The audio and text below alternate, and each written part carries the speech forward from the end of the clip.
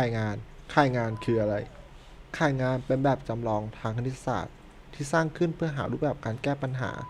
ความรู้เกี่ยวกับค่ายงานจะช่วยวางแผนจัดเส้นทางการขนส่งเพื่อให้ประหยัดเงินและเวลานะครับโดยทฤษฎีที่เรานำมาใช้คือทฤษฎีกราฟของออยเลอร์ที่ถูกคิดค้นโดยเลออนฮาร์ดออยเลอร์องค์ประกอบของค่ายงานประกอบด้วยจุดยอดและเส้นเชื่อมสังเกตจากรูปทางซ้าย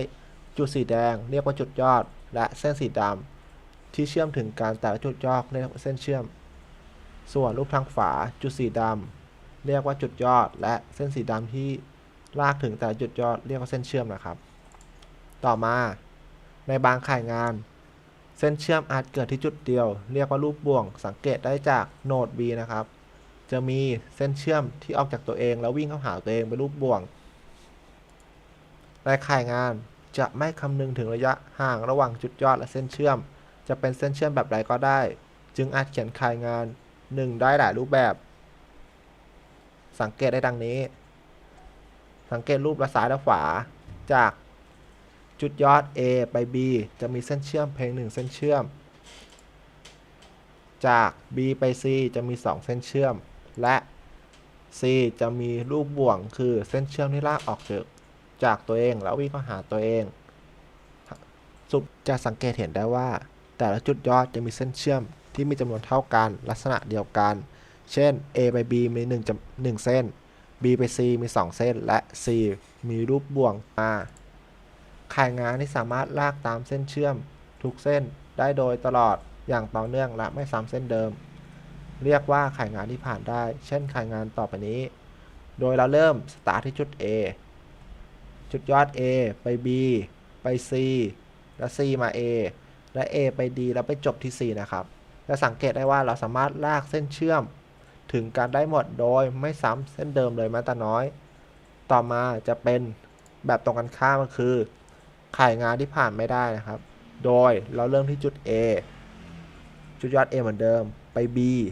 ไป C เราก็ออกมา D แล้วก็ไป E ที่ข้างบนแล้วก็ E ไป Aมา C และ C มาจบที่ E จะสังเกตเห็นได้ว่าจากจุด B ไป D นั้นยังไม่ถูกลากผ่านเราไม่สามารถเล่นลากเส้นเชื่อมผ่านจุดนี้ได้ไม่งั้นจะเกิดการซ้ำรอยเดินต่อมาเป็นตัวอย่างข่ายงานตัวอย่างข่ายงานที่ยกมาก็คือการทำโครงงานสอบถามผู้รู้ท้องถิ่นมีสมาชิก3คนโดยเราให้ชื่อย่อ A เป็นการประชุมวางแผนแบ่งหน้าที่ใช้เวลา30นาที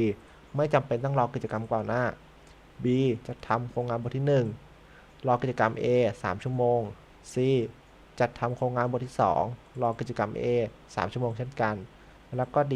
สอบถามผู้รู้อัดวิดีโอรอกิจกรรม A ใช้เวลาทำ2 ชั่วโมง E จัดทำโครงงานบทที่3จำเป็นต้องรอ B C D เสร็จก่อนถึงเริ่มทำได้โดยใช้เวลา4 ชั่วโมง F จัดทำโครงงานบทที่4จำเป็นต้องรอกิจกรรม E ใช้เวลาการทำ2 ชั่วโมงG ตัดต่อวิดีโอจะไปต้องรอกิจกรรม D ใช้เวลา6 ชั่วโมงในการตัดต่อวิดีโอ H จัดทำงานบทที่5ต้องรอกิจกรรม F ใช้เวลา2 ชั่วโมงและ I กิจกรรมสุดท้ายเสนอหน้าชั้นเรียนต้องรอกิจกรรม G และ H ใช้เวลา30นาทีต่อมาเรามาเริ่มวาดกิจกรรมแรกก่อนนะครับนั่นก็คือ A ต่อมาเราวาดกิจกรรมที่2 B โดย B ต้องรอ A เราก็เลยลากจาก A ไป B C ก็จำเป็นต้องรอ A เช่นเดียวกันก็คือเราก็เลยวาดจาก A ไป C เช่นเดียวกัน D ก็เช่นกันนะครับวาดจาก A ไป D ต่อมากิจกรรม E จำเป็นต้องรอทั้ง B C D ก็เลยต้องวาดจาก B C D เส้นเชื่อมไปยัง E ต่อมากิจกรรม F รอแค่ E กิจกรรมเดียวก็ลากจาก E ไป F G รอ D เราก็วาดเส้นเชื่อมจาก D มายังจุดยอด G ต่อมา H จัดทำโครงงานบทที่5จะไปต้องรอกิจกรรม F เราก็ลากจากจุดยอด F ลงมาจุดยอด H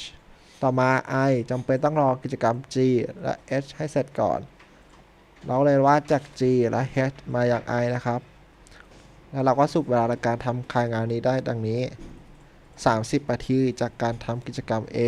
3 ชั่วโมงจากการทำกิจกรรม C และ B เหตุผลที่ไม่นับ D เพราะว่า D ใช้เวลาเพียง2 ชั่วโมงเมื่อ D เสร็จแล้วยังจำเป็นต้องรอ ให้ C และ B ที่ใช้เวลา3ชั่วโมงให้เสร็จก่อนถึงจะเริ่มทำกิจกรรม E ได้ต่อมา E ใช้เวลาการทำ4ชั่วโมง F 2ชั่วโมงและ H อีก2ชั่วโมงรวมทั้งสิ้น11ชั่วโมง30นาทีทำไมถึงไม่เอากิจกรรม D มา G มา I เพราะว่า D มา G มา I ใช้เวลาเพียง8ชั่วโมงซึ่งน้อยฝ่าทาง A C หรือ A B มา E มา F มา H มา I เมื่อ D G เสร็จแล้วยังจำเป็นต้องรอกิจกรรมทางขวาให้เสร็จก่อนเช่นเดียวกันจึงสรุปไปว่าข่ายงานนี้ใช้เวลาการทำ11.30 ชั่วโมงนะครับขอจบเพียงการนำเสนอเพียงเท่านี้ครับ